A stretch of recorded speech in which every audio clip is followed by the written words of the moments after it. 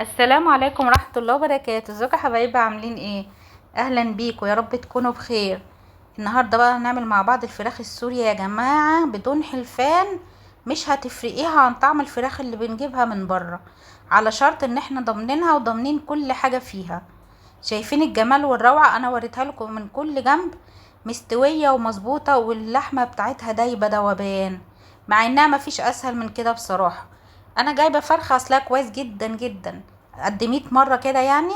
وبعد الغسيل نقعتها في مية وسكر وليمون، عصير 3 ليمونات كده، وسبتها ساعتين. لازم تتنقع مش اقل من ساعتين في التلاجة، قبل ما ابتدي احضر البهارات اللي هتبل بيها. تمام، انا عايزه اقولك على البهارات دي علشان هي مهمه جدا. انت هتحسي ان انا حاطه رشه بسيطه من كل بهار، بس فعلا مؤثره فعلا. لما الولاد دقوها قالوا لي تحفه، ما بتفرقش اي حاجه عن بره. معانا ملح وفلفل، ورق لوري وحبهان، رشه جوز الطيب، رشه شطه، رشه بابريكا، كبابة صيني، ورشة جنزبيل، ورشة سماق، وطبعا بصل وتوم باودر. البهارات دي مهمة جدا. انت هتحس ان هي قليلة بس فعلا مؤثرة جدا، عشان انا عاملة فرخة واحدة فظابطة البهارات الكمية دي، وكانت مظبوطة بالملي. محضرة بقى؟ ربع فنجان زيت، وربع فنجان عصير ليمون. ماشي، محضرة ربع فنجان زيت زيتون او زيت عادي، وربع فنجان عصير ليمون، ومعلقة كبيرة يا اما صلصة طماطم معلبة، يا اما طماطم بيوريه. كوباية عصير طماطم، هاتي نصها بس، اي حاجة تنفع. انا في المرة دي كان عندي طماطم معلبة فاستخدمتها، صلصة طماطم قصدي يعني. هنمكس كل ده بقى مع بعضه بقى، الليمون مع الزيت مع الصلصة، مع كل التوابل الرهيبة دي. ريحتها اصلا كانت تحفة. لو عندك 7 بهارات حطي، لو عندك مرقة دجاج حطي، بس انا بقيتش احب استخدم مرقة الدجاج يعني من اللي هي بره في الفترة دي، عشان بيبقى فيها جلوتومات وانتوا عارفين يعني. بس البهارات دي طعمها تحفة. طبعا الفرخة زي الفل زي القشطة زي ما انتوا شايفين كده، كنت سايباها في التلاجة ساعتين منقوعة. هنبتدي بقى نجهزها للتتبيلة الجميلة بتاعتنا.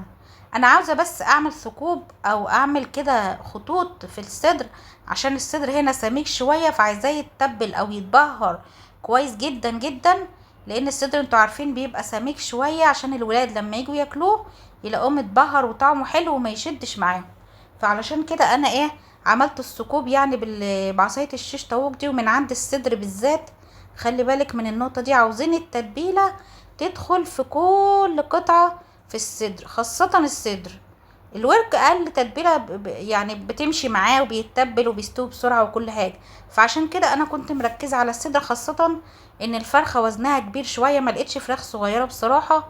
كنت راح اشتري فراخ صغيرة، ما لقيتش فراخ صغيرة، قال لي اللي موجود كله كبير، فاضطريت اجيبها يعني. فان شاء الله ماشي حالها يعني، مش مشكلة. اهم حاجة تهتم بس انك تمسجي الصدر كويس بكل البهارات دي، وتشربي منها، وتسيبيها في التلاجة قد ايه يا ست الكل؟ هتسيبيها من 3 ساعات ل4 ساعات. انا كنت مستعجلة سبتها 3 ساعات بس ما تسيبهاش اكتر من 4 ساعات، ماكسيمم 4 ساعات. بعد 3 ساعات طلعتها من التلاجة، وهنشوف هنعمل فيها ايه. انا ولعت الفرن الاول في الخطوة دي بقى، بعد 3 ساعات في التلاجة متبهرة. ولعت الفرن على درجة حرارة عالية، وقبل ما ابتدي اعمل الخطوة دي درجة حرارة 200. قبل ما ابتدي احط الفرخة على الشواية دي متوفرة في محلات ادوات المطبخ، ومش غالية خالص، ب25 جنيه، حاجة تافهة يعني. بس بشوي عليها الفراخ السليمة. لما بحب اعمل الوصفة دي بشويها عليها. الفرخة دخلت على الشواية بكل بساطة وبكل سهولة، ولا فيها اي تعقيد نهائي، ولا فيها اي مشكلة. اتبقى بقى شوية من البهارات كده حطيتهم، وحطيت عليهم ربع كوباية مية، ودخلناها فرن كان ساخن جدا، درجة حرارة 200 في الاول. واول ما غليت هديت عليها النار خالص، وسبتها ساعة ونص على نار هادية. هادية مايلة الى المتوسطة، مش هادية قوي يعني. مع المتابعة طبعا والتقليب، كل ربع ساعة كده بروح اضيرها، ابص عليها. الفرن شغال من تحت بس، ما تشغليش من فوق غير اخر 5 دقايق. انا مشغلة الفرن من تحت بس. لا هتلاحظي في شوية مية كده، انا قصدي احط شوية المية دول عشان دول اللي هيسووا الفرخة. ما ولعتش من فوق خالص، الفرن شغال من تحت بس. ما ولعتش من فوق غير اخر 5 دقايق في مدة التسوية. بعد ساعة ونص خدت اللون بس، كانت مستوية ودايبة وطعمها تحفة. ما تنسيش بقى تحطي لايك وتشتركي في القناة.